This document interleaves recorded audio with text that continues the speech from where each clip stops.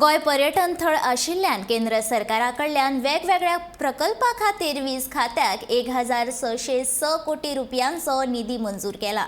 तशेंच वीज साधन सुविधा खातीर केंद्रा कडल्यान उणेज 900 कोटी रुपयांचे पॅकेज मेळटले अशी आस्त आसा। सध्या उद्देगीक मळार खंडीत वीज पुरवण जाता ती पोरण्या ट्रान्सफॉर्मरांक लागून ते लोड घेवपाक शकनात।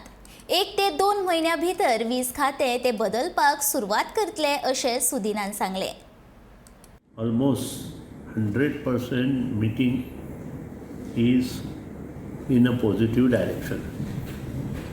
आमचो जो एजेंडा ऑफ द मीटिंग आशिल्लो तो revamped distribution sector scheme, financial assistant to new EHV substations in Goa, power system development fund, additional power during peak load period, and implementation of phase 2 of grid connected rooftop solar program.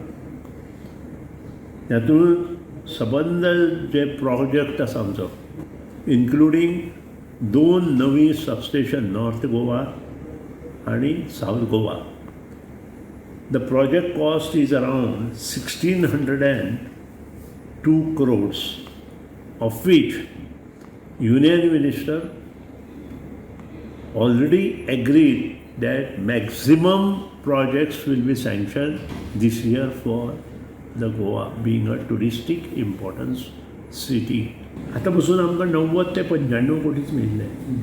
हांव अशें म्हणना, पूण म्हाका दिसता ह्या फावटी आमकां कमीत कमी सामकें कट बी जर केले आसत कित्याक लागून जालें जाल्यार 900 कोटी तरी आमकां येतले.